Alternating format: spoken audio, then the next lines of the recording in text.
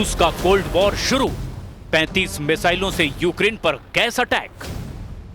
रूस ने एक बार फिर से यूक्रेन पर तूफानी हमलों से अमेरिका और नेटो की बोलती बंद कर दी है। रात भर रूसी मिसाइलों और ड्रोन हमलों से यूक्रेन के गैस प्लांट और यूक्रेनी सैन्य अड्डों पर भीषण हवाई हमले हुए हैं। हम आपको दिखाने जा रहे हैं कि कैसे रूस ने साबित कर दिया कि वो कागजी शेर नहीं बल्कि वो रूसी भालू है जो कभी भी अपने दुश्मनों को जिंदा नहीं छोड़ता। रूस के इन हमलों का गहरा असर यूक्रेन पर पड़ा है। ज़ेलेंस्की ने दावा किया कि रूस के इन हमलों से हजारों यूक्रेनी सर्दियों में गर्मी के लिए तरस जाएंगे। यानी रूस ने यूक्रेन के खिलाफ कोल्ड वॉर शुरू कर दिया है। हम शुरू करते हैं रूस यूक्रेन से जुड़े उन आंकड़ों से जिसमें रूस साफ जीतता हुआ नजर आ रहा है। आग का गोला बने यूक्रेन के गैस प्लांट। पिछले 90 दिनों से यूक्रेन रूस के तेल रिफाइनरियों पर लगातार हमले कर रहा है। कुछ रिपोर्ट में दावा किया गया कि यूक्रेन ने रूस की 38 तेल रिफाइनरियों में से 16 तेल रिफाइनरियों को बम धमाकों से भीषण नुकसान पहुंचाया है। दावा किया गया कि रूस की तेल रिफाइनरियों पर यूक्रेन के हवाई हमलों से इतना गहरा असर पड़ा कि रूस की 40% तेल उत्पादन पर असर पड़ा है।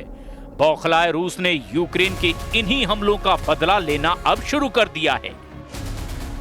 रिपोर्ट के मुताबिक यूक्रेन की गैस उत्पादन इकाई नेफ्टोगाज पर रूस ने बड़ा हवाई हमला किया है। मिसाइल और ड्रोन के हमले में ये इकाई बर्बाद हो गई है। ठंड के मौसम से पहले हुए इस हमले से यूक्रेन को एक बड़ा झटका लगा है। इससे ठंडक से बचाव के लिए देश में गैस की आपूर्ति पर भारी असर होने के आसार हैं। रूस ने देर रात यूक्रेन पर 35 मिसाइलों और 60 ड्रोन से हमला किया है। इसमें यूक्रेन के खार्किव पोल्टावा क्षेत्र में स्थित ईंधन गैस का उत्पादन करने वाली सबसे बड़ी इकाई को निशाना बनाया गया। नेफ्टोगाज के सीईओ सर्गी कोरेत्स्की ने कहा कि इस गैस की आपूर्ति सेना को नहीं होती थी। इसके बावजूद रूसी सेना यहां पर हमला कर रही है। रूस के हमले की वजह से ही यूक्रेन के कई शहरों के हजारों घरों में बिजली और गैस की आपूर्ति ठप हो गई है। Способи завдати більше шкоди нашим людям. Тільки в одному цьому ударі, саме по газовим об'єктам, було 35 ракет, в тому числі балістика. Комбінований удар.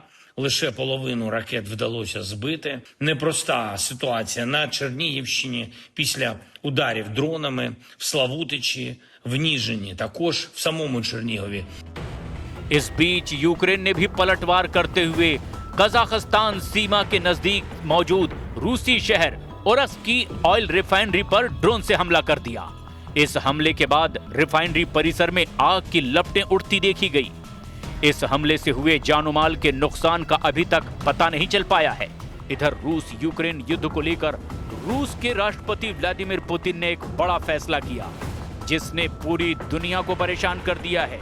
अमेरिका के उपराष्ट्रपति जेडी वेंस ने जानकारी देते हुए बताया कि युद्ध में बढ़ती मौतों को देखते हुए पुतिन ने एक बार फिर साफ कर दिया कि वो अमेरिकी राष्ट्रपति ट्रंप और ज़ेलेंस्की से मुलाकात नहीं करेंगे।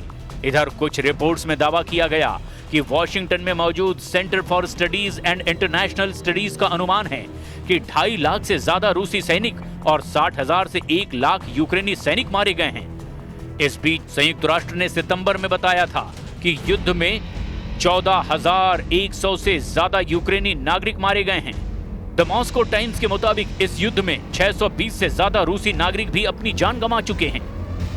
पिछले महीने व्हाइट हाउस में ज़ेलेंस्की और यूरोपीय नेताओं के साथ बैठक के बाद त्रिपक्षीय बैठक की उम्मीद की गई, लेकिन रूस के तूफानी हमलों ने सारी उम्मीदों पर पानी फेर दिया।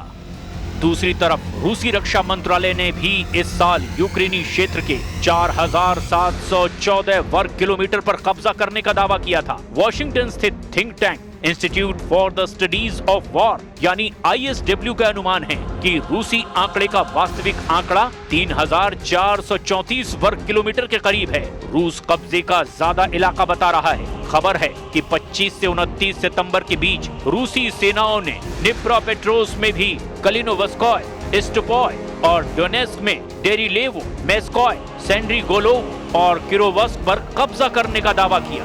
रूस की सेना ने सितंबर में यूक्रेन के 447 वर्ग किलोमीटर यानी 172.6 वर्ग मील क्षेत्र पर कब्जा कर लिया। अमेरिका स्थित युद्ध अध्ययन संस्थान के विश्लेषण से पता चला कि जुलाई में 634 वर्ग किलोमीटर इलाके पर कब्जा करने के बाद ये गति धीमी हो रही है। वहीं दूसरी तरफ यूक्रेनी राष्ट्रपति व्लादिमीर ज़ेलेंस्की कोपेनहेगन में 50 राष्ट्राध्यक्षों, शासनाध्यक्षों और यूरोपीय संघ के नेताओं से मुलाकात कर रहे हैं।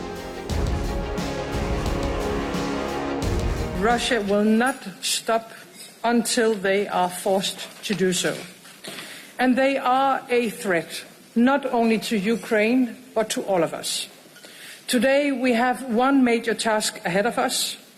We have to make our common Europe so strong that war against us becomes unthinkable. And we have to do it now. ये अंदाजा लगाना बेहद मुश्किल है कि अगर परमाणु जंग छिड़ी तो कौन सा देश जीतेगा, लेकिन इस वक्त रूस ने अपने तेवरों से साबित कर दिया है कि रूस यूक्रेन में अपना मिशन पूरा करने के लिए अब किसी भी हद तक जाने को तैयार है।